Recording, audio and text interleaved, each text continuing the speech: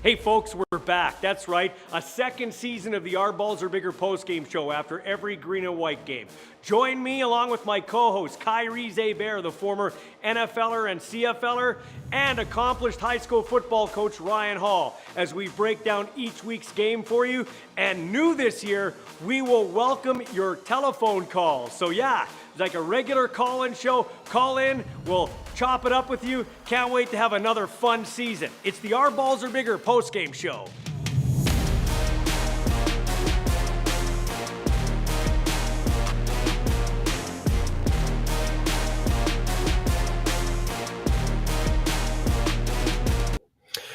Okay, here we are. I'm Ballsy, he's Hallsy. Welcome to the Our Balls Are Bigger post-game show. We're not doing calls today. I'm doing the show from my basement, and thank God for that, because,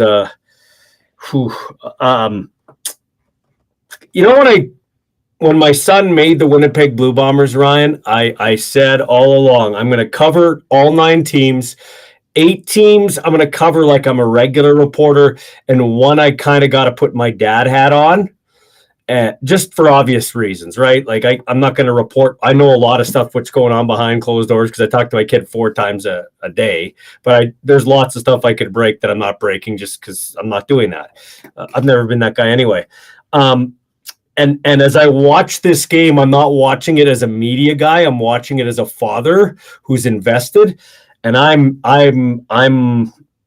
I was very disgusted with the game today. Very disgusted with the game. So I'm going to bite my tongue on how I choose my words here, okay? Just because I need Ethan Ball to keep his job, and I don't want to be that guy. Okay. Riders lose 17-16. We'll talk a little bit more about the Riders than we will the Bombers.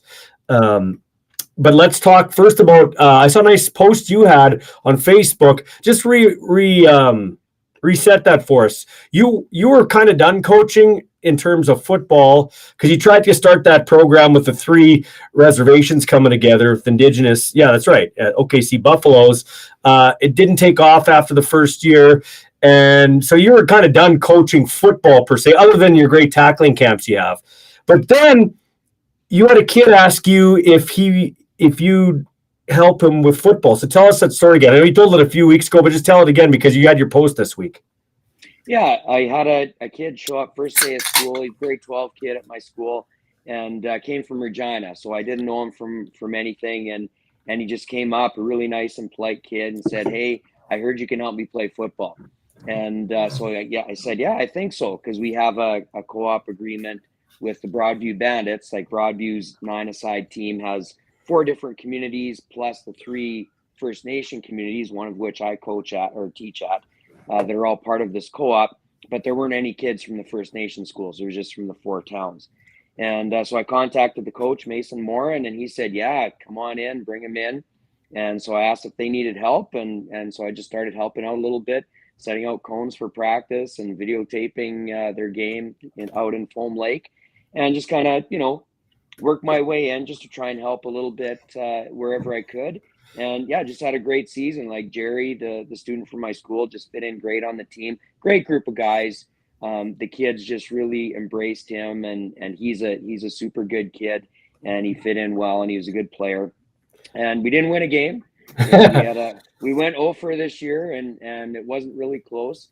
But yeah, just a really good experience working with some tough, gritty, small town Saskatchewan kids, and our last game was last night, and our coach made a real effort to give the grade 12s an opportunity to shine and to be in the spotlight. They got introduced before the game, and like Jerry, my kid, he's a defensive guy, but they gave him some plays on offense, practice him on offense a little bit this week so he could touch the ball and hopefully score. And he got an opportunity to score late in the game and didn't do it, but he got the opportunity anyway. So yeah, it was just super positive couple of months of high school football. See the smile on your face. Ryan Hall, that I know from a while back, wouldn't be smiling if his team didn't win a game all year. So things have I know you're not the head coach, so maybe that's a reason why. way for you, haven't they? Like you maybe approach the game a little different. Well, Not you still have passion. I'm not saying that, yeah, but yeah. things have kind of, maybe your mentality's changed a bit. Am I right about that? Well, my mentality changed years ago because a lot of people like about my later part of my career, which was quite successful Yeah. and a lot of wins, a lot of competitive teams and great players and stuff. But the first 15 years of my career was a lot of losing, Mhm. being out, teaching at a small rural school, trying to do 12-a-side football.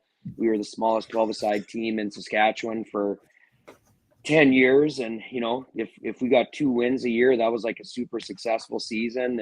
And then we moved to 9-a-side for my last 7 years there and did a little bit better, but still it was a tough go because we played some tough 9-a-side programs like Fort Capel and Lumsden back in those days, back in the early 2000s. So yeah, but yeah, no, I appreciate it. And yeah, being an assistant coach, and it's not my team. I'm hoping that I can help the team in the off season, kind of with some of the things that worked well for us at Campbell and with a lot of the other schools in Saskatchewan that are successful.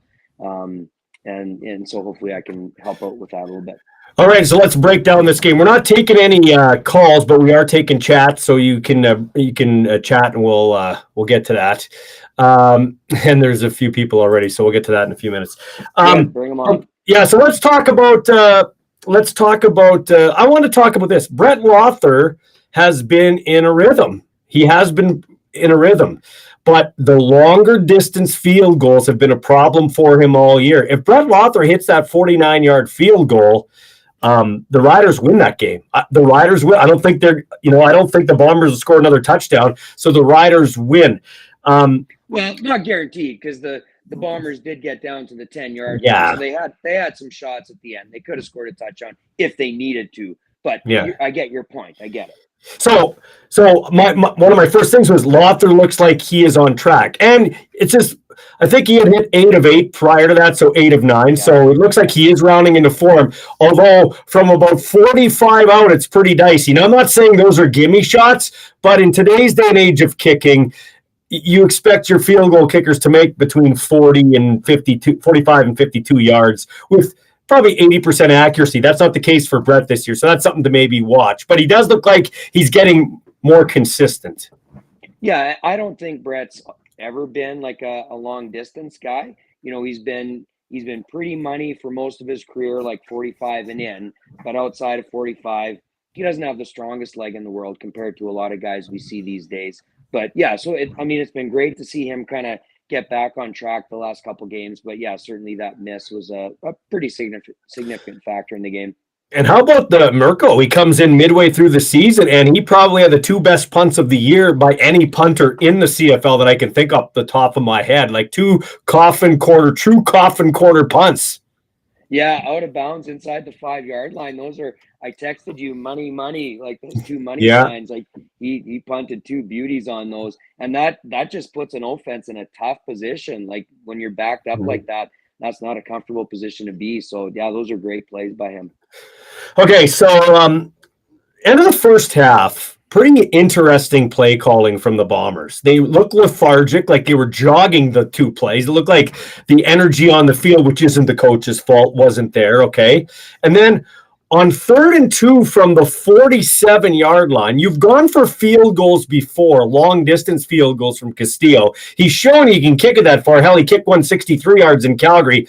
Instead, you go 3rd and 2, and the Riders end up going in for a field goal with Brett Lothar. Like, to me, that wasn't very good play calling, situational football at the end of the half there by Winnipeg. Yeah, like it seemed really conservative on 1st and 2nd down, and then yeah, to just go straight forward on 3rd and 2. Like usually that's a little bit tougher. 3rd and 1, yeah, you're just going to go straight forward. But 3rd and 2, that makes it a lot tougher, even for a big guy like Strevler. A lot of times they'll just kind of skate down the line and look for that seam and then try and dive forward, and then they can get that 2 yards with a big guy like that. Once again, I'm choosing my words carefully, but I don't understand when you have a top 5 player in the CFL, for sure a top 10 on offense at Brady Oliveira. He'd be the best back in the league, or Rankin from Edmonton, coin flip, okay? Rankin's a little bit more dynamic because he's quicker, but I mean, Brady's got the resume, okay? were you not perplexed why they weren't using him more? Like, they started using him, then they got away from using him like they did in Labor Day. Your quarterback's getting the shit kicked out of him, and you're not using Brady Oliveira. Like, that was a head scratcher to me. And that's 2 out of 3 games that they played against Saskatchewan where they did that. The same thing on Labor Day, right? Like, you didn't even know Oliveira was dressed that game on Labor Day, and it wasn't that much different today. So, yeah, I don't know. Like, you got to know where your bread's buttered. And, certainly the Riders are, they know he's their best player, and so they're game planning to take him away. But still, he's the kind of guy, he's going to crack some plays. He's going to make some plays if you give him a chance. So I think Patty Neufeld he's an all-timer, obviously, and a Grey Cup champ, and probably will find his way into the Canadian Football Hall of Fame or be a candidate for it, okay? Like, he's a good player. Stanley Bryant, no doubt about it.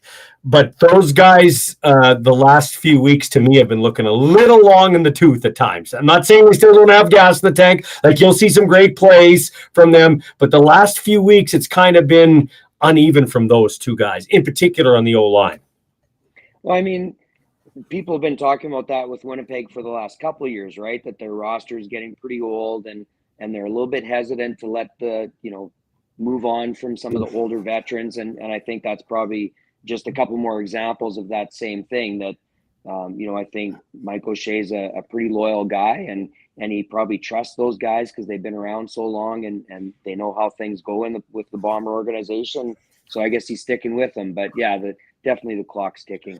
Yeah, and so let me ask you that question from from 35,000 feet. Do you think this is an accumulation of age and 5 solid years of playing more football than anybody else, the Winnipeg Blue Bombers, that is kind of catching up to this veteran-laden team in a lot of cases? Yeah. Like, I think it's a matter of time and not a long time before they're going to have to kind of do the significant retool that a lot of teams have to do. Calgary had to do it a year or two back. The Riders kind of had to do it. When the team that was solid is all of a sudden struggling and kind of on that decline, like, they have had lots of success, but it's not quite been the same the last couple of years. I think that's probably going to be happening in the offseason. If there's a team that can, like, teams turn it on, right? We've seen it. They get in playoff runs, 8-10 teams, 9-9 teams, famously with the Riders in '89. The Calgary Stampeders beat the Blue Bombers when they were 8-10. The BC Lions, the year before that, 8-10, had a coaching change, beat Montreal to win a Grey Cup. So it's happened. And if a team can flip the switch, it's Winnipeg. But that first, wherever Winnipeg ends up, either in the West, and we're still trying to find that out tonight. Edmonton's playing BC, and they got to win to keep it going. What's the score there? Can you see? It's 2-0 BC at the end of the first quarter. Okay, so there you go. A ring-a-ding-dong, Dan. Yeah, right. Okay, so BC wins out, they get second place. But that first game for Winnipeg on the road will not be easy. Either it's in BC probably, or it's in Montreal, and both of those teams are the two hottest teams in the CFL right now. Yeah, they're both, those two teams, even though their records aren't awesome, they're looking pretty good.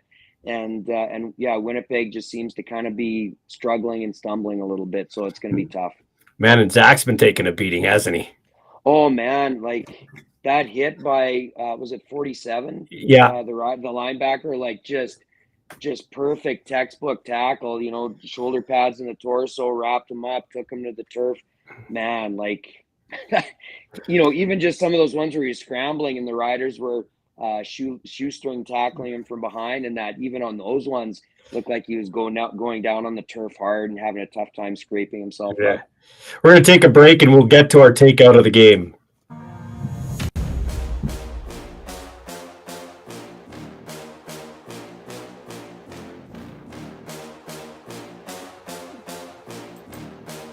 The Italian Star Deli, providing Regina and area with quality specialty products since 1966.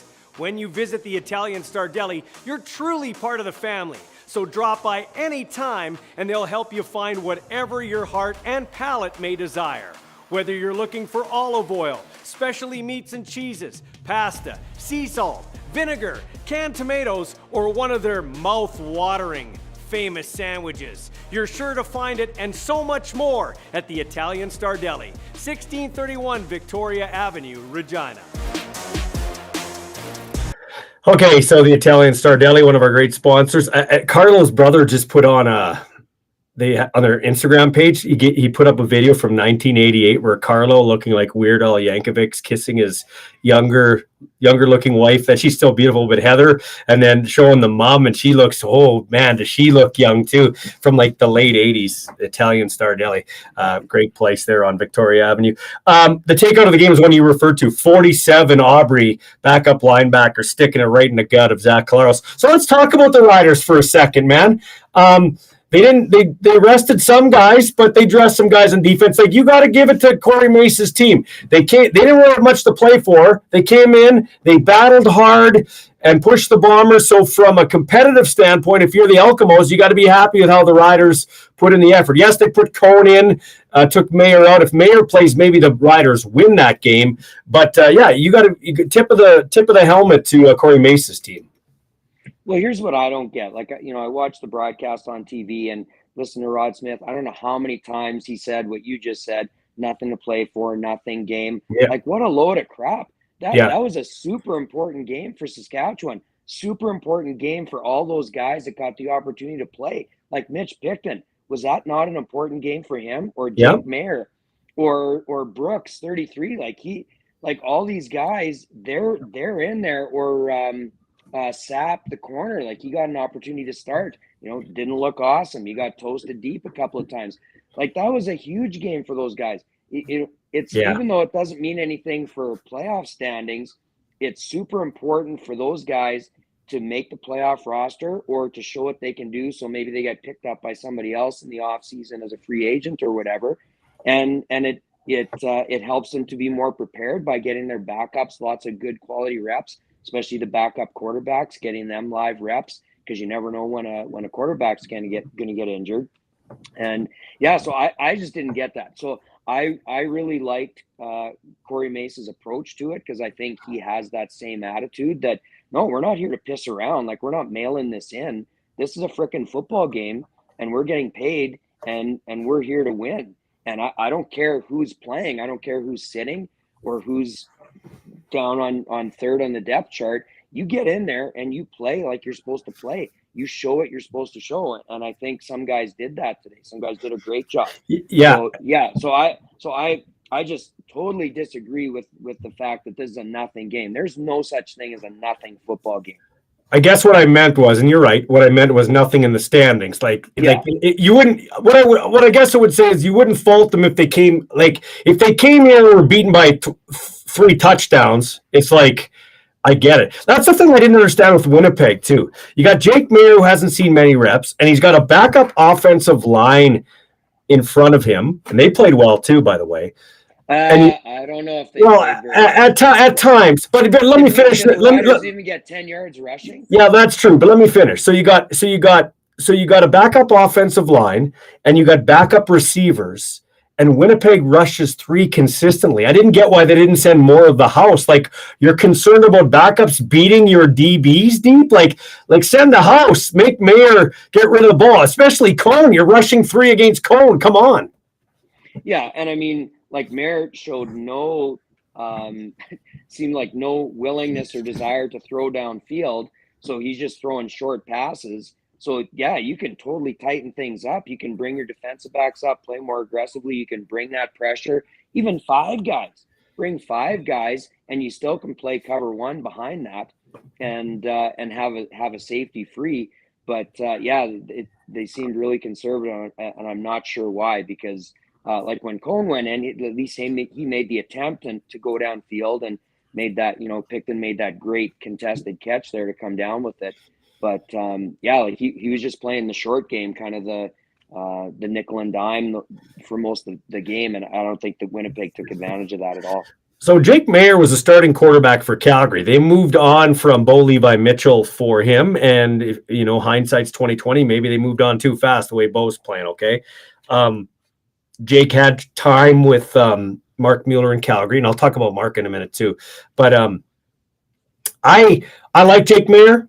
I think Jake Mayer's got a lively arm. Like, I think he can throw the ball, and he's proven that he can throw. Like, he put up some pretty good stats with Calgary with 2 bad teams. Now, he had. How long ago was that, though? Well, last year and the year before. He didn't, like, it was the last 2 years, but he would throw the interception at the wrong time. Like, that's true. But my question to you is, how do you feel about, like, did you expect more from Jake Mayer? How do you feel about Jake Mayer? I don't know if I expected more, but I guess I'm not sold on him. Okay. Like, again, like he seems to be kind of limited in his repertoire. Like, you know, he's not going downfield or stretching the defense too much. And I don't know. The only touchdown the Riders got was on a brilliant call by Mark Mueller. Like, I know, what's his name? Luke Wilson talked about it in a different way. Like, he talked about that flea flicker call is really good because now it gives playoff opponents something they have to plan for. I didn't think that's why it was smart. I thought it was smart just for the game because, you know, you got a backup quarterback, you got a really good running team. Of course, we're going to hand the ball off on the first play, and Winnipeg's going to be prepared for that. Okay, we're going to stuff this first down running play. But instead, they do the flea flicker, and it was wide open, and Mayer significantly underthrew it. You know, it would have been an easy touchdown. And so, you know, they got the PI call, which was a good call. The guy ran through the receiver. But, I don't know. But you know, I was texting with you, you know, I've been wanting to see Cone all season in a quarterbacking role, not just in a short yardage role.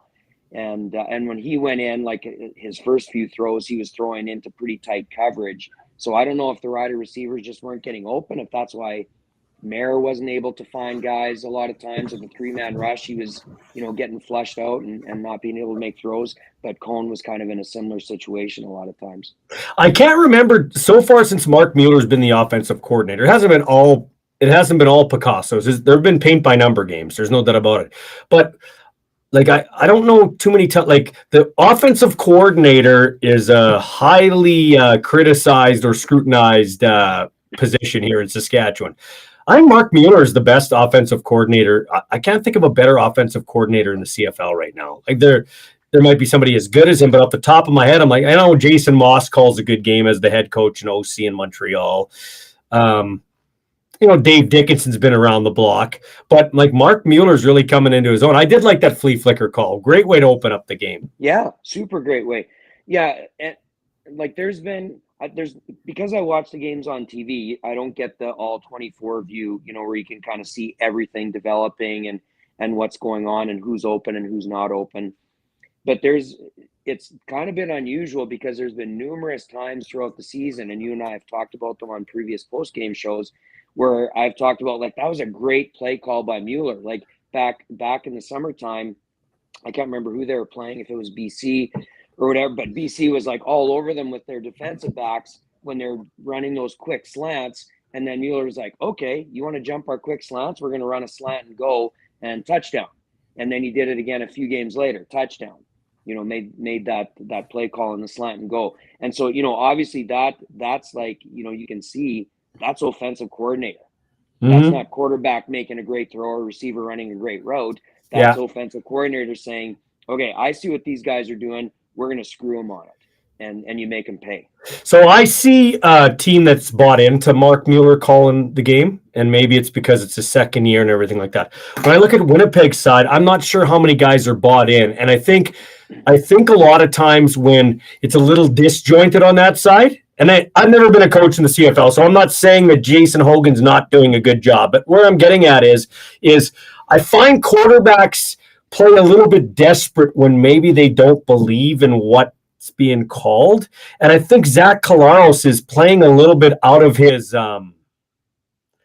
characteristics. Like, he's kind of playing a little bit more desperate, looking to run more than he normally would be looking to run.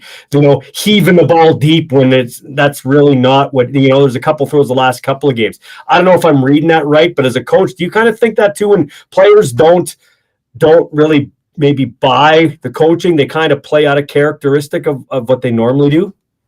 Yeah, they just try and do things themselves. If you don't trust the coach, then you're going to trust yourself. And you're going to say, I'm smarter than the coach. I know better.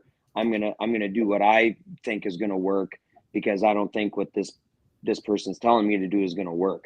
So I think that could be it. I think part of it is, like for tonight, I think just the fact that Claros got beat up pretty good, like he was under a fair bit of pressure, so that's going to make a guy pull the ball down, get his eyes off his receivers, and get a little antsy feet when he's in the pocket and looking to run instead of looking downfield. So I think there's probably a couple of factors.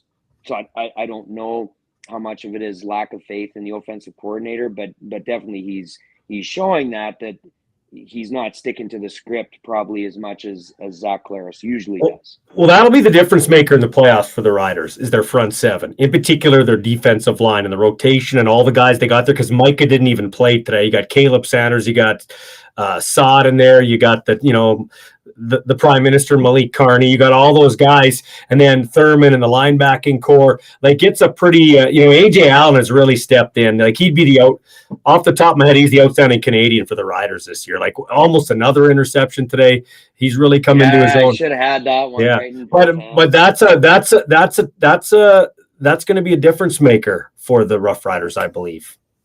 Yeah, but getting back to what you said about the D line, like, I think the D line has been by far the anchor of the defensive unit for Saskatchewan, and the way, like you said, the way they rotate players to keep them fresh, and they generate a lot of pressure just with four guys a lot of times, and that makes life easier for the defensive backs and linebackers, because then when like we saw it a couple times tonight, Claros throwing to somebody in his face, and that the ball hung up there. Sometimes it was off AJ Allen's hands. Sometimes it was just landing in open space because he couldn't get a good throwaway because of that pass rush. And sometimes coaches can get a little frustrated themselves, right? I'll give you Exhibit A. You have the OC Hogan call a corner route to 65. Yes, I know Ellie. I know that the lineman made a nice catch in BC on a quick out for a touchdown, like it was an athletic play. But you are in a must-win game, and you're playing like you're 3 scores down. Why are you running a corner route to a 300-pound beefy extra lineman?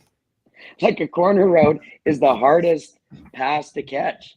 Like, a hook, an out, a post, even a fade or a go, like, those are not as hard. The corner route, it's going to your outside shoulder. You got to look over this way when you're running away from the quarterback. It's totally the hardest one. Why would you send your 300-pound dude to try and make? I mean, he made a great effort. Good for him. Yeah. The guy's obviously a great athlete, but still, like, you're trying to put a round peg in a square hole there, I think. We're going to take a break, come back with some chats, and also get to our Ward Tire Craft drive of the game. There were not too many of them, by the way. No.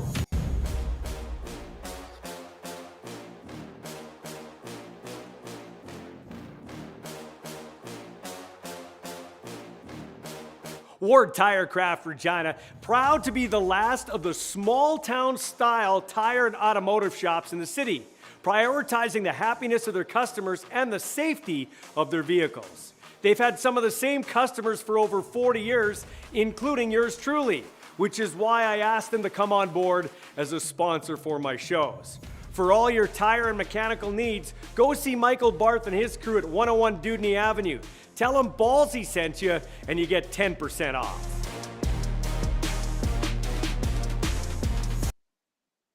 Back with, let me get to it here. Hallsy and Ballsy. Thanks for joining me, Ryan. I appreciate it. Hey, it's always fun. Yeah, it is fun. Okay, so let's get to the drive of the game. I off the top, man, there was nothing really spectacular for drives. Let's just go with the opening kickoff. A guy who got absolutely torched here when he got his first start on the corner, Exume, comes down and he makes the play. I was watching it. I pay a lot more attention to punt and kickoff returns now and coverage because my kid's playing. And actually, Ethan was out there blocking for Vavel. He did get trucked at the end of the play, so he's down out of the play, and then Exume punches the ball out with a great play. Riders recover, and then a quick drive. They go in for the touchdown because that was the flea flicker, and then they get down to the 1 yard line. Don't know how bad Robustelli's hurt, but that would be the drive of the game, the one that really sticks out in my mind. Yeah, like you said, not much of a drive, 2 plays. But, yeah, I think that's just, we talked about Mirko earlier. I just think special teams-wise, for the most part, the Riders really outplayed the Bombers, and that's what allowed the Riders to stay in the game because they didn't really get much going consistently on offense. they were able to generate a few field goals, but that was about it. And defensively, like, they gave up that bad touchdown early with wide open Pokey Wilson. Yeah. in the end zone there. Like, my goodness, and two defensive backs looking at each other. So the defense was, it kind of knuckled down for most of the game, was pretty decent, but you just can't give up easy scores like that, especially like Wilson. He's not bad. I'm not sure if you've heard, but he's a pretty good receiver. You might want to cover that guy if he's running towards the end zone. What do you think happened on that play, from what you could tell without seeing the all 24? Yeah, without seeing the all 24, I don't know if it was a situation where Sapp was the corner, and I don't know if he was supposed to just reroute and let the safety pick up the because it was zone coverage. The Riders run zone most of the time. So I don't know if it was if 16 just didn't see him and let him go, or if Sapp was supposed to carry him, like, to run with him. But yeah, they both just ended up doing nothing. So I couldn't see what the other players were doing. So usually if you can see two guys, you can kind of get an idea, but because somebody screwed up, when they're not doing what they're supposed to do, then it's really hard to tell what coverage they were in. You talk about the Riders playing zone defense. You can play almost exclusively zone, though, right? When you can get home with 4 lots of times. If you can get home with 4, then you can play zone. If you can't get home with 4, then the quarterback has time to find that open man in the zone. Yeah, like the more guys you send, the fewer guys you have in the zone, so the zones are bigger. And like, I personally love zone defense. I think if you play it well, it's a very effective way to stop the pass, but you got to play it right. We've talked about this, last couple of years. Eye discipline. What are you looking at? In man-to-man, you're only looking at your man. You're not looking at the quarterback or anywhere else. You just look at your man. Wherever your man goes, you go. But in zone, you got to look at the quarterback, but you also have to be aware of somebody that's in your zone currently. And you also have to be aware of somebody that might be coming to your zone, somebody that's coming from another zone and running through into your zone. So you can't have, like, in man-to-man, you got this kind of vision. In zone, you have to have this kind of vision. And I think the Riders, a lot of times, they're playing zone, but a lot of their guys have this vision. They're just looking at the quarterback, and they're not seeing guys run free through their zone and running for touchdowns. See, so to me, that's going to be the key. We talked about it a few seconds ago. That D-line has to get home, because I don't know that the Riders secondary is a strength for them. Like, they do have Tavon Campbell, who's played well up there with interceptions, but he's one of those guys with eye discipline. Roland Milligan's a stalwart. CJ Revis is the free safety now because of injuries. I think it hurts their defense with him playing that far off the ball. So if they can get LeCombo or somebody back and move him forward and move him back down in the box, that'll help their defense out, because right now he's kind of a waste that far away from the football. Sales, at times he's good, at times he's covering air, covering grass, like you said. I think actually no guy who's really come on this year is 22 Fields. His game has gotten better. I like his game. I agree. I think he's been one of the more consistent guys, one of the more disciplined guys, being where he needs to be, seeing what he needs to see, and making the plays that way. So, I would say him and Milligan are definitely the most consistent guys. I think LeCombo has been improved this year from what he was previous years. And when Jackson Ford was in for a couple of games, I thought, for getting his first few starts, he was looking good. I'm too bad. I'm sad he's injured right now. Yeah, let's go to some of these chats. Let's do it. Scotty T says, Zach, in his true form, LOL, 8 was on par. Well, I would say Zach Collaros has not been great this year, but he's taken a beating, and it has more to do with what's around him than Zach. Like, there's not a lot of – listen, if I have to win one game in the playoffs, I don't know that I'm picking many quarterbacks ahead of Zach Collaros. I don't care what the stats say right now. He is a proven winner. I don't know about how you feel, but I mean, yes, it's great to throw dirt on him, but don't be so quick to throw dirt on Zach Collaros' grave. Remember before 2019? Yeah. Like, how many resurrections has that guy had? Yeah. Even a month and a half ago when he got tagged by Revis and yet another concussion in his concussion history. Or I don't know if they called it concussion or not, but no, I mean, the guy's a gamer, whatever you want to say about him. He's not a guy that's mailing it in. Like, he was giving it all he had tonight. He was taking the beating. He was trying to take his shots. Yeah. So like you said, he's a guy that if I got to take somebody, I'd probably want him on my team because I know he's going to give me everything he's got. Yeah. Okay. Jeff Kakulba says, why put Cone in? Take the win. This isn't the preseason. Mayer had 12 straight completions. Who makes the call to change the quarterback?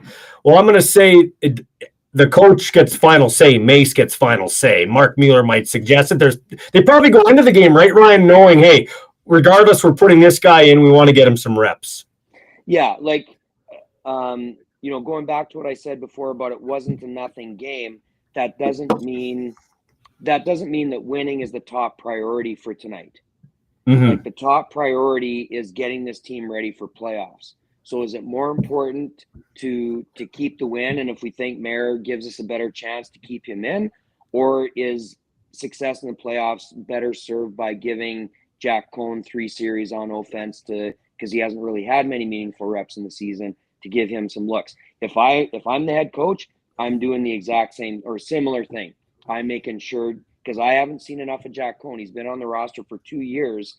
And what do we have here? What do we have with this guy? We've got to give him some reps to see what we've got. So, so even though I think this is a very serious, very important game, winning the game wasn't the main goal.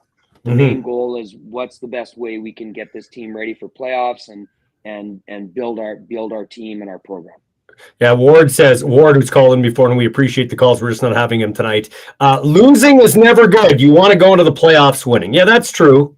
That's true. But, I mean, if I'm a Rider fan, I'm pretty happy with what I saw tonight. Like you said, there's kids, and I call them kids because they're way younger than both of us. But you got young men who have been working their ass off, and they finally get a chance to play, and they showed well. Like, they played hard. Like, they probably deserve to win that game. And so if I'm a Rider fan, I'm feeling pretty good about that game, even though they lost. Like, hey, we went into Winnipeg. We won one there and should have won both there. We should have swept the Bombers. That's been our kryptonite. So you got to feel pretty good because that's where the Grey Cup's being played. I feel real good if I'm a Rough Rider fan tonight.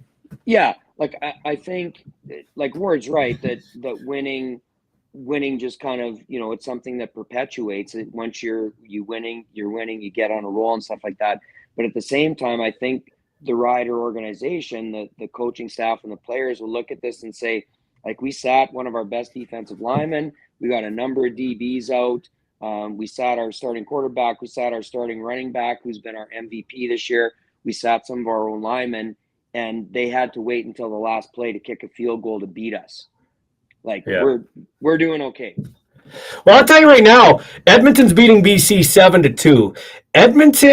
The Edmonton Elkamos, right now, the Edmonton Elkamos deserve to be in the playoffs. I hate to say this, but I call it like I see it. This team right here, the Edmonton Elkamos deserve to be in the playoffs more than this team right here, the Winnipeg Blue Bombers, or this team right here, the Calgary Stampeders. The Edmonton Elkamos deserve to be. They are a very good football team right now. They're playing real good football right now, and I don't know if they'll make the playoffs, but it could make the final week very interesting in the CFL. Well, 100%. I mean, what you're talking about is the difference between power rankings and standings.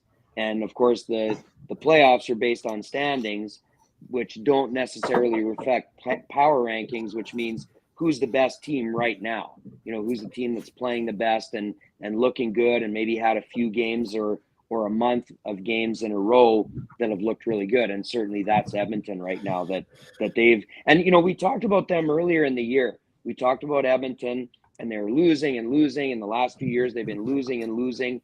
And they hired Chris Morris to be the president, and they've tried to, do a whole redo of that program. And I said way back at the beginning of the season, if you remember, like, you got to trust the process. If you're rebuilding a team and you're trying to do it the right way, it's not going to happen overnight.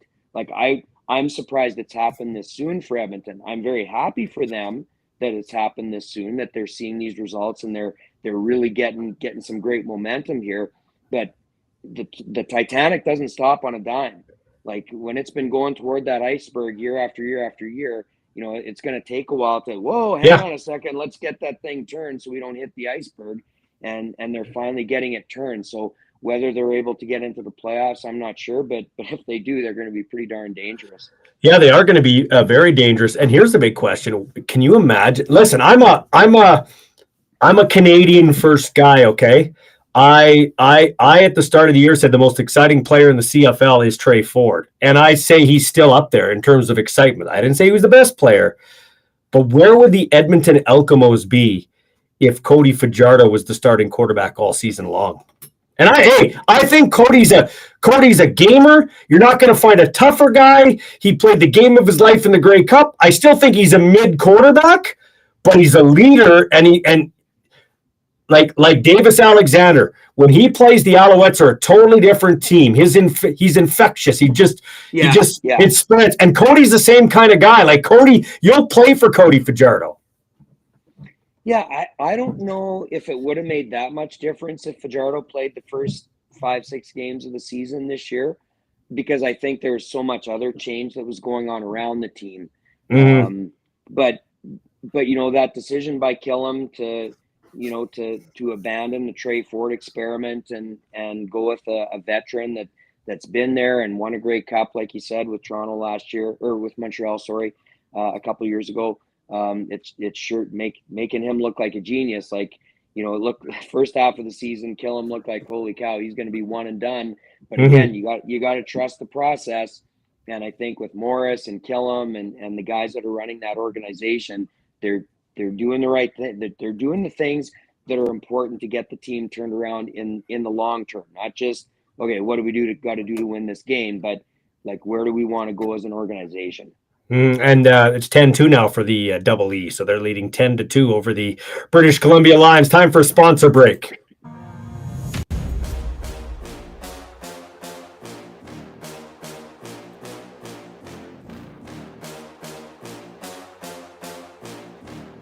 Payson Insurance specializes in helping hard-to-insure people get coverage. They also offer a range of financial management and investment services to help secure your future. People care most about their money and their family. I personally trust Kevin. Best way to describe dealing with him are the 3 C's. He's comfortable to deal with, he cares about your future, and he's confident in helping you make the right financial decisions. Payson Insurance. Give them a call, 306-596-0244. All right, on the money with Kevin Payson, Insurance Services and Financial Planning. 2 of them, the pass by Cohn down the sidelines, great job by Mitch Picton to haul that one in. That wasn't really on the money, but it was a great, it was a contested pass. The one that was on the money, and it was on the money once again because of Mitch Picton, who, let's be honest, the 6-year vet has had to take a back seat now because they are rich in the receiving corps, especially the Canadians, and he was hurt a bit and never got back on, but he's on for this game. How about that toe tapping? Like in the CFL, you need 1 foot down. He had 2 down and dives out and holds the ball, survives contact with the ground. Yeah, and totally extended to catch the ball with his hands. Like, that was a phenomenal catch. I mean, we've talked about Mitch Picton before. It kills me to say it because he's a Laboldis guy, a phenomenal guy, but the guy is money. Like, he is just a heart and soul guy. He gives you everything he's got, no matter if he's running patterns or blocking on special teams or whatever. He had a great game. To me, he was the Riders' player of the game on offense, with an offense that didn't generate much. But when they gave him a chance, he got those key first downs. Like you said, he made that beautiful catch on the sideline. Just a great effort. Yeah, absolutely. So, and I'm glad. I love that kid. He's a hard worker, and he's been able to stay on this roster because he will do anything for the team, playing special teams, but he knows all the positions at the receiving corps too, and that's a value. That's a valuable guy to have. But this speaks to. I've been critical of Jeremy O'Day. I think fairly, but I also am fair when I'll I'll call it like I see it. I think people will always say that, even if they want to admit it or not. That they've got a deep roster here. Like that's a good, like the Saskatchewan Roughriders are a much more well-rounded football team than the Winnipeg Blue Bombers. They're much more. The only team that might compare with them right now is the Montreal Alouettes. I think those are the two best teams in the CFL right now, as far as I'm concerned. And I think the Riders are the best team right now. Yeah, part of that's by necessity. For whatever reason, the last few years, receivers are just dropping like flies on this team, like injury after injury after injury. But then, it's kind of like they just new ones sprout up. It's like, holy cow, where'd this guy come from? Who's this Robustelli guy? Like, where did he come from? He's making these plays, or Neal, or we still have Picton. He can still make plays. Duncan Busby, all these guys that are kind of like role players, but when you need them, they can show up and make a big difference. Mm-hmm. Okay, we're going to take another sponsor break here. Our lit play of the game for the Den. Athletes aren't built during the season, they're built here in the off season, where real progress happens. At the Den Sports Performance and Agility Center, they don't just train, they develop. For athletes ages 13 to 17, they offer team packages and individual group training with up to 5 weekly sessions of your choice of dryland or strength-focused work. Every program blends strength, agility, balance, mobility, speed, and recovery with a focus on durability that most programs overlook. Because showing up on game day means staying strong all season. Every session is coached by a certified speed and strength specialist and focused on long-term athletic success, not quick fixes. Flexible programming, real results. The Den Sports Performance and Agility Center is where serious athletes level up. Book your spot now at thedenyqr.ca. Yes, the denyqr.ca. Pretty good place there. That was Vincent Donaldson's kid, Shamar Donaldson, who's Shamar, yeah, former player of mine. Yeah. Hey, just before we get going to the next thing, fourth quarter, 24-10 U of S at UBC out in Vancouver, 24-10. And U of S is winning, right? And so the Rams. Game for them. Who do the Rams got this week? Rams are up in Edmonton tomorrow afternoon. Right, and Calgary plays in Manitoba. So yeah, Ethan's gonna go hang out with the Dinos on the sidelines there. Once again, Riders win today. Winnipeg wins today, barely 17-60. Now, if Edmonton wins, they're still alive in the playoffs. If they lose, they're done. So they got to win. They're playing for their playoff lives right now. Ward wants to know this. Was that a legitimate pyramiding call on the field goal from Castillo? The Riders got called for pyramiding off the edge. And so go ahead. Expand on that, and why did they come up with that penalty and everything like that? Yeah, unfortunately, I'm going to have to say I didn't see the replay on that one. Yeah. So I didn't see what happened on it, whether that was a legit play or not. So sorry. It was. Great question. I think it was. But tell us the premise behind the pyramiding penalty, okay? You just can't use another player to vault yourself higher. You have to, if you're going to elevate, you have to use your own self. You can't use another player like to kind of launch yourself up. Yeah. Or like in rugby where they do the line outs, where two guys will lift up a guy to catch the line out 12 feet up in the air. You can't assist another player or use another player to assist yourself to get up and try and block a kick. So we'll give that one our lit play of the game for the Den, just because had they not called that penalty, the Riders still had 30-something seconds left. And actually, that's my runner-up lit play of the game. Sorry, I had another special teams one. Because every time I see this, I'm going to just take it in. Brett Lothar misses a 48-yard field goal, and that allows Vavel to bring it out and bring it all the way down the field. An exciting play. He got it all the way out to midfield. And sadly, we won't see many of those again, because what will have to happen is the guy's going to line up on the end line and hope that the kick is short, and then he can bring it out. It's not one of those ones for sure. If he misses, there's a 90% chance he's bringing it out. Teams aren't going to be kicking field goals if they're going to be short. They're going to be kicking field goals if they can definitely get it there. Like if they're going to miss, they're going to miss wide. It's going to be very, very rare that a team is going to miss short and we're going to get a return out of the end zone. So no, you're right. We're trying not to get ourselves all worked up and stuff, but these ridiculous rule changes are going to take so many exciting plays out of the game. I've been talking to a lot of people in amateur football. How do you think this is going to go? Like, do you really think that amateur football is going to follow? Do you think they're going to have the money to follow? Like, I can't see how this is. Here's the part I don't get. I know I keep banging the drum, but I'm going to keep banging the drum. How do 10 people go in a room? Because I'm assuming maybe each team's has 1 or 2 representatives. Let's say under 15 people go in a room and make a decision for all of Canadian football. How do they do that? Like, who's paying for this? Like, what are we doing here? Okay, this is a George Orwell concept, groupthink. Yeah. It's where you just surround yourself with the same people and you circulate without getting any outside perspective or bigger perspective. You just kind of do your own little thinking behind your bulletproof glass and you think you're smarter than everybody else and you come up with these ideas. I don't care. CFL, do what you need to do. You guys, you owners, you commissioners, you have your agenda, you have your responsibility to make the league successful, to make money. You do you. Amateur football should run as far away from this as possible. I've said it before. Here's my second Titanic illusion of the evening. The CFL is the Titanic. It's going down. Like you saw the stands in Winnipeg tonight, with the best fans in the CFL.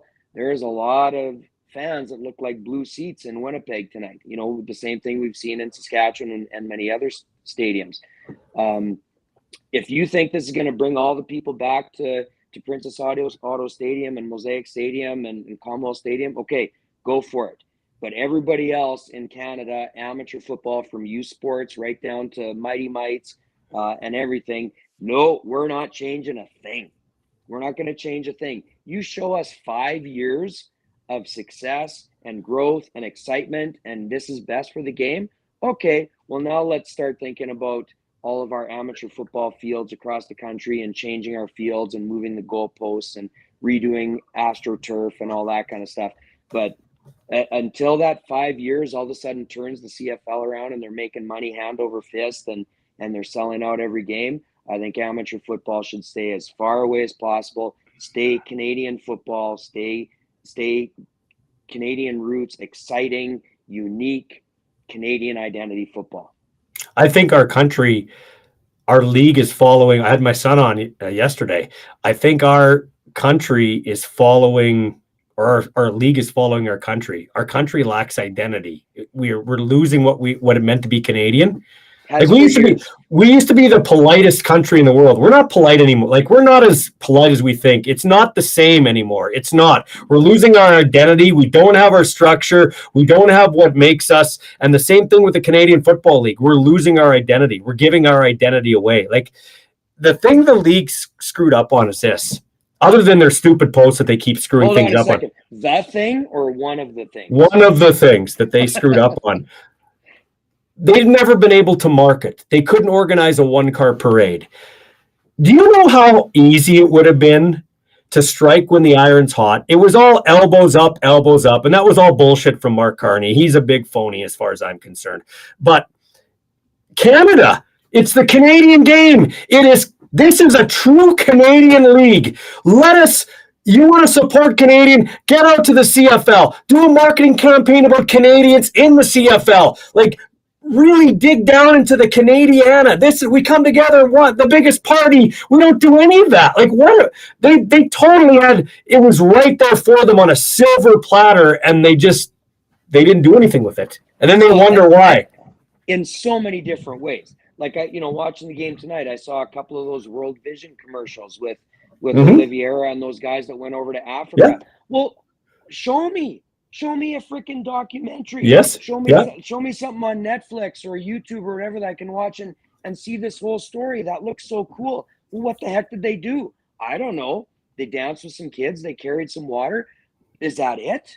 Like, give me a 1 hour show, or give me a series of 3 1 hour shows or whatever that I can watch it and see, holy cow, look what these CFL guys are doing. Like that's awesome. They've spent a year following Brady Oliveira around with a camera at Winnipeg. They're doing a documentary. I think the CBC in conjunction with an American organization. Okay.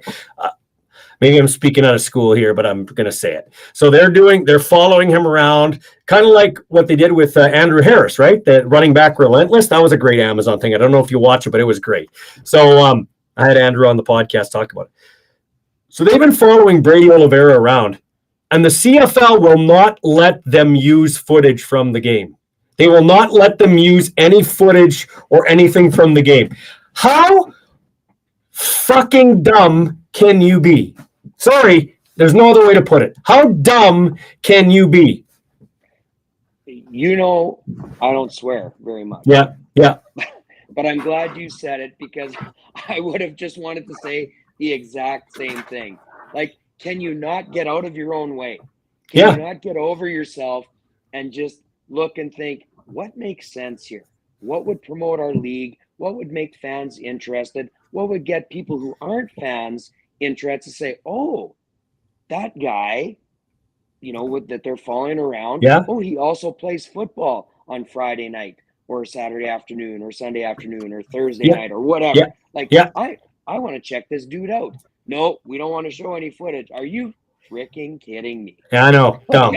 No, that's true. That's true. Okay.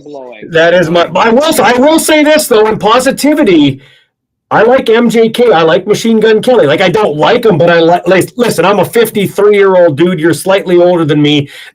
I'm not watching it for the halftime show. I'm not. But you know what? I think the CFL is a better halftime show than the NFL. I'll be quite honest with you. And I like what they did. And they got Our Lady Peace before. It took them a while to announce it, but at least they got that right, in my opinion. Like, they're going for a younger audience. Yeah, I've realized for the last number of years that when they announce halftime shows, I have no idea who they are. Doesn't matter if it's CFL or NFL. My days of watching Prince and Michael Jackson and people like that, they're long gone. Well, you're never going to beat Prince's halftime show when God helped. Brian Adams. Yeah. Brian Adams at a halftime show. That was good. I like Brian Adams. When God helped Prince with the rain while he was playing his guitar, like, you can't beat that. And then that was the Bears. That was the Bears Colts Super Bowl with the rain. Prince. Down in Miami, and then you had and then I like Keith Urban here at the Grey Cup in 2019 in Calgary. That was a good Grey Cup halftime show too. Okay. I'm not a country guy, so I don't know. Okay. So we're going to take a break. Oh, I got this one. This was a good one from earlier. I never addressed this one. Here's one here. Who from Tie 13, Jason Hogan or Jay's manager John Schneider? Who was worse today? Well, Jason Hogan had an off day with the Bombers OC. John Schneider brought in, I think Little was his name, the pitcher, and he screwed up his bullpen. And they gave up a homer and then a grand slam and lost 6-2 to the Mariners. So I'd say John Schneider had a worse night than Hogan. I still think the Jays win in 7. I think the Dodgers won tonight too. So the Dodgers have swept it and they're going to the World Series again. They got to get some sort of, like, the thing about the CFL you love. I know it's a small league, it's an intimate league, and that can have its detriment, but it's also cool in the fact that even though the players move around, the players, and everybody has a chance. Like, legitimately, everybody, look at Edmonton. They're 10-10 at the half now with BC, but Edmonton still has a chance after starting so poorly. And you have a chance to win. In Major League Baseball, they start the season, Ryan. I know you're not a big baseball guy, but there are about 12 teams that already know from the first pitch of the season they're not going to win. You know what I mean? Like the Twins and Kansas City and the Las Vegas A's. And there's a handful of teams that know they have no shot in Hades in winning. So that's something I love about our league. Okay, we'll take a break. Waldo's Warriors. I'm going to let you pick. We'll come back in a minute. Waldo's Warriors, appropriately named after Paul Waldo, the local football legend, played for the Thunder, played for the Huskies, 3-time Grey Cup champ, and still coaching the Stars of Tomorrow today with the U of S Huskies. Well, now he's taken his talents to the real estate game with the Home Expert team on Vic Avenue East. If you want to get in the real estate game with the 3-time Grey Cup champ, give Paul and his team a call, 306-502-5355. Yeah, thanks to Paul Waldo, who's still helping out with the U of S Huskies. You had a 24-10 for the Huskies, you told me? That's correct? Yeah, that's when I checked about 5-7 minutes ago, something like that. Hey, by the way, speaking of amateur football, we got a couple of great games. I'm going to be calling the Thunder Huskies game, playoff game, PFC, and on Sunday, and then the other PFC semifinal, Saskatoon and Winnipeg. Winnipeg's got a nice football team. The Rifles got a good team. That's not going to be an easy game for the Hilltops. Thunder they beat Saskatoon early in the season. Yeah, they did to start the year. That's kind of why the Rams. I keep calling them the Rams. The Thunder have ended up with home field advantage. 632 yards rushing in the last game, and a little swing pass to their left tackle from California in the snow went for a touchdown too. Like, that's unbelievable. They got to get some consistency with the passing game, but they don't have to. It's home cooking all the way through for the Thunder. They don't have to leave home.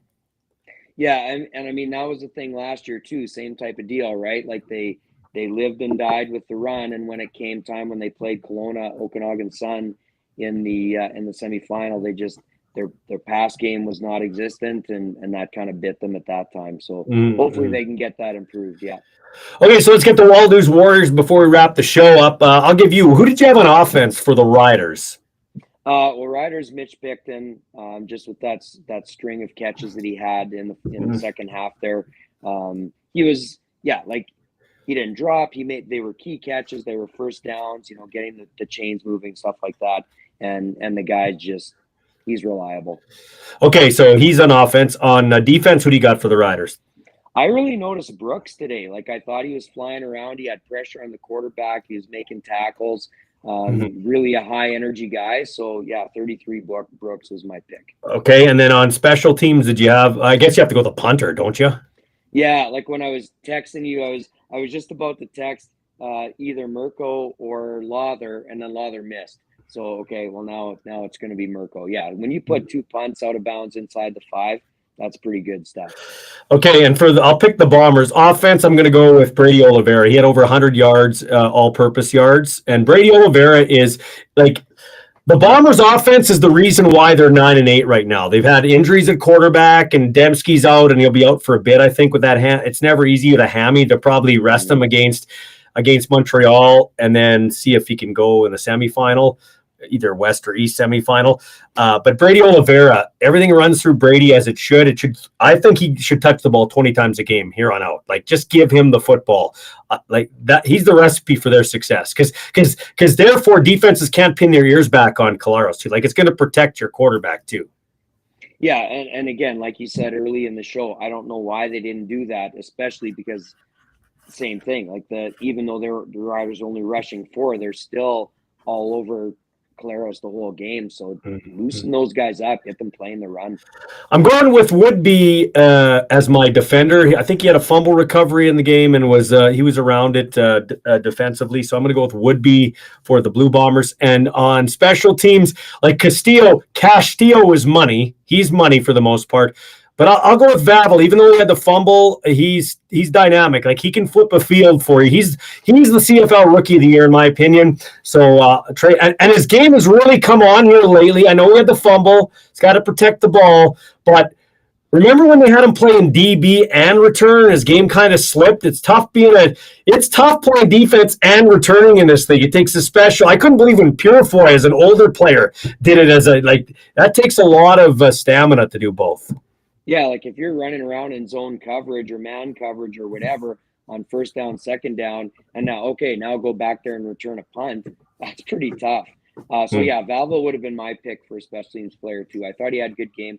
The fumble he did on the opening kickoff wasn't a sloppy fumble. Like, it was just a good punch out. So I'm not going to – yeah, he's got to secure that ball, but sometimes guys make good plays. Okay, and so I want to ask you this question because it's been brought up in other media circles. Should the Rough Riders re-sign Trevor Harris? Because we talked about Jake Mayer, okay? If you don't have Trevor Harris, who's going to be out there? Like, I guess here's my question for you. I don't think Toronto's going to bring back Chad Kelly and Nick Arbuckle. If you're the Riders, do you re-sign Trevor Harris? Do you re-sign him? He won't like me saying this again. Hey, Trevor, we'll have you come back as kind of a coach / quarterback, but you're coming in off the bench. and we're going to bring Nick Arbuckle in? Like, would you go Would you go Arbuckle? Would you see if Mayer can be your guy? Because I don't think Arbuckle ends up in Toronto. Like, somebody's going to be gone there, Kelly or Arbuckle. That's a tough one. I mean, if you look at the NFL last night, 2 40-plus-year-old quarterbacks doing pretty well.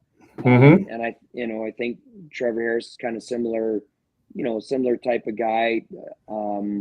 Although I would say the last half of the season, Trevor Harris hasn't been the same as he was the first half of the season. First half of the season, he looked better. And the last half of the season, the offense hasn't had the same consistency. He hasn't had a lot of deep shots and stuff like that. So yeah, like it's kind of, do you go with what for the Riders? Like, they know what they have with Harris, and are you happy with that? Do you trust that? Like we talked about earlier, I'm still not, for me, I don't know if I'm sold on Mayer. Cohen still hasn't had enough opportunity to show what he can do or can't do. And that, if you bring somebody else, an Arbuckle or a Kelly or somebody from another organization, how are they going to fit in? Is it going to work when they come in? Maybe it will. Like Fajardo going to Edmonton, that's looked great. That's been a great decision. So I don't know. That's why being a GM and a head coach and stuff, all those decisions, that's super hard. I don't know. Well, I wonder though. Like, he wins a Grey Cup, maybe you bring him back. Does he want to come back if he wins a Grey Cup? And here's a question for you. So, I had an argument with like the Luke Mulleners and the Mike McCulloughs and those guys of the world. I said Kevin Glenn was an all-timer. Like, Kevin Glenn should be in the Canadian Football Hall of Fame. He didn't win a Grey Cup. And if you stay around long enough, you put up numbers. I get it. That's longevity. But longevity should be a positive, not a negative. Trevor Harris, for his leg, I know you want to yawn too. I'm tired too. Trevor Harris, for his legacy, does he have to win a Grey Cup as a starting quarterback to be considered an all-timer? Yeah. I mean, at quarterback, like in other positions, running back, stats are big. Special teams, stats are big. Quarterback, yeah, okay, stats. They've been talking about that on TSN all year. Oh, completion rate for Harris and Fajardo and stuff like that. Yeah, but are they continuing drives? Are they putting the ball in the end zone? Are they winning games? Are they winning championships? Like, Trevor Harris still hasn't won one. Cody won one a couple of years ago, finally. Like, stats don't define a quarterback, and whether that's fair or not, I don't know. To be considered an all-timer, to be in a Hall of Fame, like, I think you got for the most part, you got to win a lot.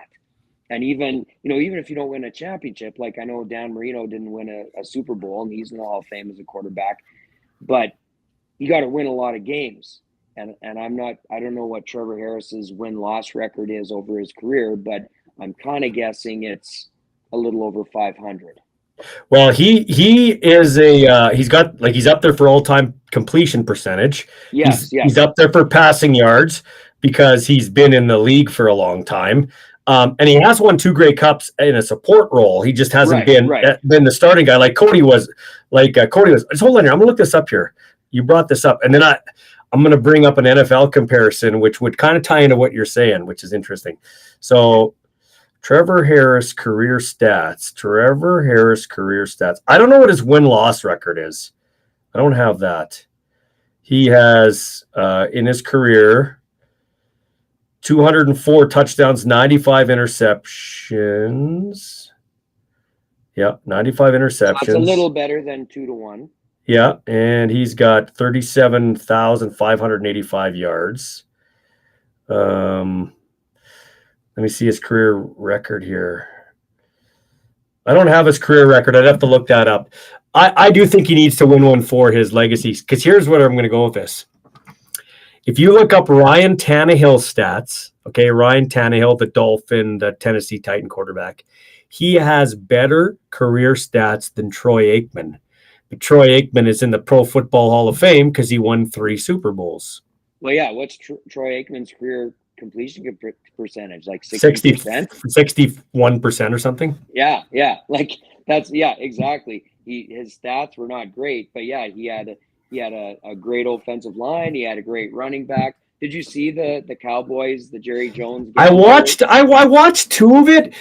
I got sick of it because to me it was just Jerry did that all for himself. It wasn't even like it wasn't true. Like Jimmy Johnson and him are buddies. Like they got back, they made up. But I guarantee you, after Jimmy watched that, he's like, "Fuck you, we're fighting again." Because it was all about it. It was a love letter to Jerry by Jerry. That's what it felt like to me after 2 episodes. Like I'm out. I don't want to look at this anymore. Yeah, I mean, it was interesting and it was pretty well done, but yeah, it was so pretty clear that that Jerry Jones paid for the whole thing to make himself look as good as possible. So Yeah. Okay, so and here's the other one from the Winnipeg side of things. Do you find it interesting that Taylor Elgersma has not signed with the Blue Bombers? Like he was drafted by the Blue Bombers. He went to camp with the Packers, was cut, wasn't picked up by anybody. We're talking about the Wilfrid Laurier quarterback? Yeah. And he is not with the Bombers. Did you find it odd that he wouldn't join the team and at least learn? Or do you think, he's just going to wait to see if he catches on with somebody? Yeah, you know what? I totally forgot about him. So I didn't know I hadn't thought about what his situation was, if he was on a practice roster down in the NFL or what the deal was. Yeah, I'm guessing, maybe he's doing the same thing that Rourke did. Like he's just hoping for his chance, hoping for a shot in the NFL. And it's good. You know what? I'm biased and I want my kid to win a Grey Cup. And I'm like, okay, there's one team that's positioned before this game.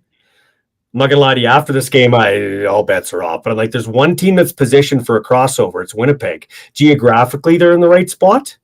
They used to play in the East when there was 8 teams. Geographically, Ryan, they're in the right spot. The time difference is not a big deal. They're a veteran team. I just don't. After I watch this game tonight, they're not beating Montreal, in my opinion. That's just me being totally honest. But if they can somehow get to their own Grey Cup, play, they'd have to be in the visitors' locker room. The Riders would, if the Riders get through, they'd get the Riders would get their sidelines and their locker room, and you could have a matchup of Trevor Harris for his legacy to be an all-timer against Zach Collaros. And I could see a situation. I think Zach intends on playing next year.